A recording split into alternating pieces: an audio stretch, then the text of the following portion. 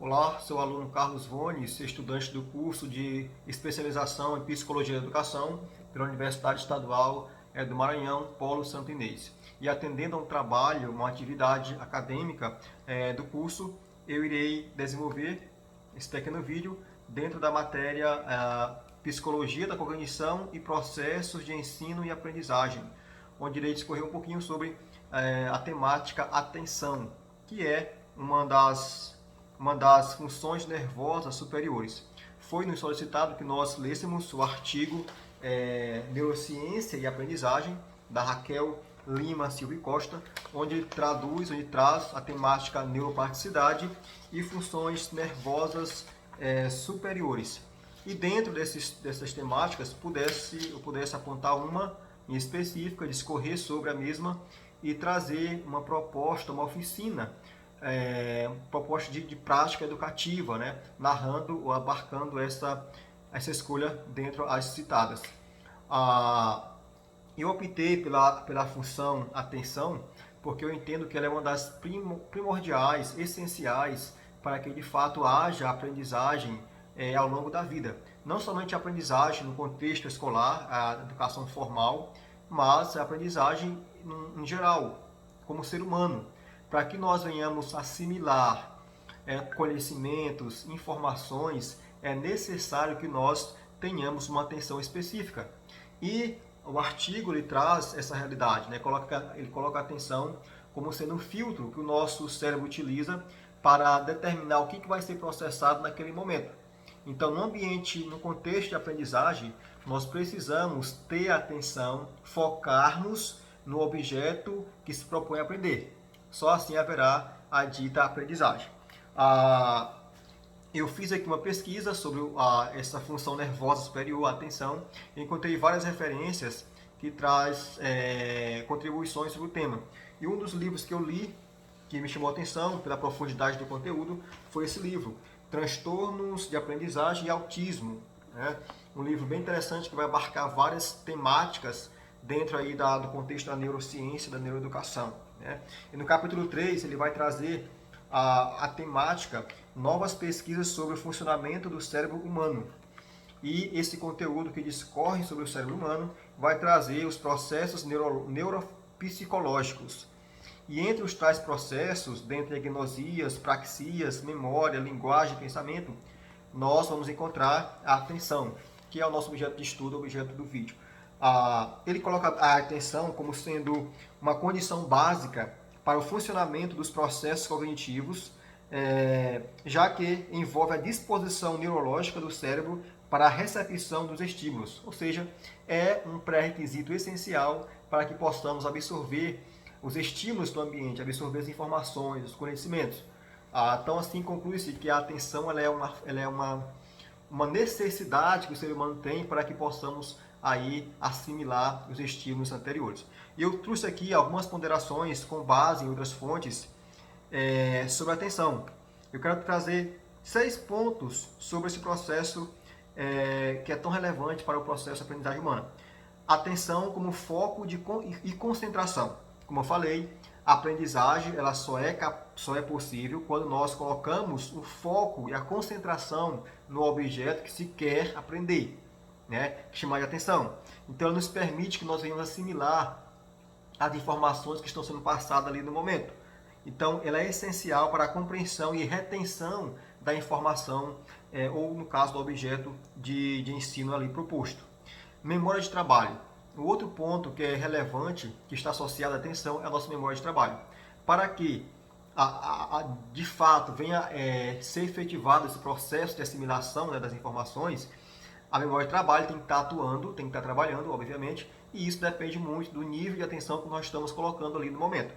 Então, ela está intimamente ligada à memória de trabalho. A nossa atenção está muito próxima à memória de trabalho, né, que é a nossa capacidade de manter e manipular as informações de forma temporária.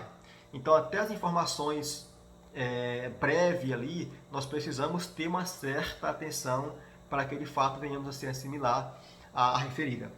O outro ponto que eu ressalto é a atenção seletiva e sustentada. Eu achei interessante porque ela traz esses dois conceitos dentro da atenção. A atenção seletiva, ela permite focar em um estímulo específico. Enquanto eu estou na sala de aula, que eu estou ouvindo o professor discorrer sobre um tema específico, eu vou focar a atenção naquele estímulo, naquela aula, naquele conteúdo, e isso vai me permitir absorver aquelas informações. Ao passo que a atenção sustentada, ela é sustentada e é a capacidade de manter o foco por um período prolongado. Isso também é interessante. É a maneira como eu vou lidar de forma prolongada a minha atenção em um foco específico, né? Isso é bem interessante. E todas essas duas, tanto a atenção seletiva quanto a atenção sustentadas, são importantíssimas no processo de aprendizagem. O outro ponto, que é o quarto que eu quero ressaltar, é o desenvolvimento cognitivo, né? Então, já citei que a atenção é um requisito essencial para a aprendizagem, e aqui, para que de fato haja um desenvolvimento cognitivo, que é algo essencial também ao longo da jornada humana, desde a educação infantil até a vida adulta, né? Precisamos estar sempre expandindo nossa cognição, e para que de fato isso ocorra, precisamos aí ter a atenção. Ela se coloca como um elemento fundamental e necessário para tal realidade. E outro ponto que eu trago é a motivação e engajamento. Embora seja uma outra função nervosa superior à atenção, mas está intimamente ligada com a atenção. Na verdade, todas as funções nervosas superiores, elas estão, de certa forma, interligadas, né? Uma serve de suporte para a outra. E uma contribui para o desenvolvimento da outra. E aqui a motivação e o engajamento também são frutos, de certa forma, da atenção, né? Ou vice-versa. A motivação vai me levar a ter o foco de atenção em algo específico. Então, está interligado, né? Então, eu tenho a motivação, eu vou colocar minha atenção e vou colocar o meu engajamento. Então, isso vai intensificar ali a eficácia do processo aprendizagem. E outro ponto que eu trago, o último, mas não menos importante, é a interação e participação. Outro ponto bem óbvio, claro, mas também é interessante ressaltar. Por quê? Porque a interação e a participação, elas são frutos de uma atenção. À medida que eu me envolvo no ambiente de aprendizado, de aprendizagem, que eu presto atenção, que eu foco ali, eu vou ter essa disposição para interagir, para participar, dependendo da minha motivação.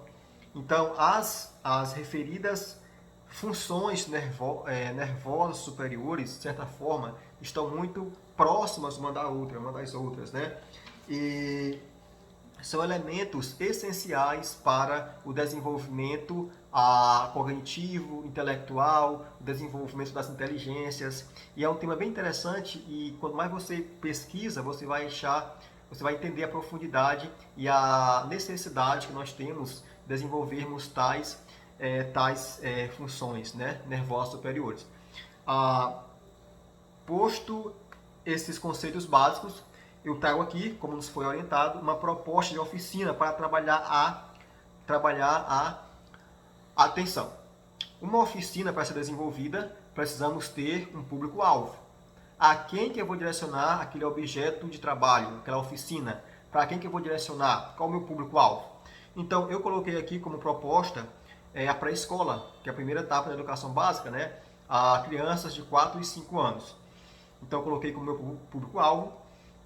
E eu trouxe aqui um recurso, um recurso industrializado, mas eu penso que também é útil. Quando se fala em oficina, nós não podemos nos limitar apenas aos recursos, né? Manipuláveis, reciclagem, mas temos também recursos industrializados que podem sim ser aproveitados como oficinas, né? Não apenas as tecnologias assistivas, né? E eu trouxe como sugestão esse material, que eu tenho um grande apreço, né? Eu sempre costumo usar nas minhas práticas escolares. É um baldinho com League, Super League, onde vem 120 peças, e essas 120 peças vêm classificadas em 5 cores diferentes. Aqui nós temos as cores verde, branco, ou branca, a cor vermelha, a cor azul e a cor roxa. Então, qual seria a proposta de oficina para fazer um momento com os alunos de 4 a 5 anos numa prática escolar. Qual seria a ideia, né? Então, primeiramente, qual seria o objetivo dessa oficina com esses materiais? Qual a proposta em sala de aula?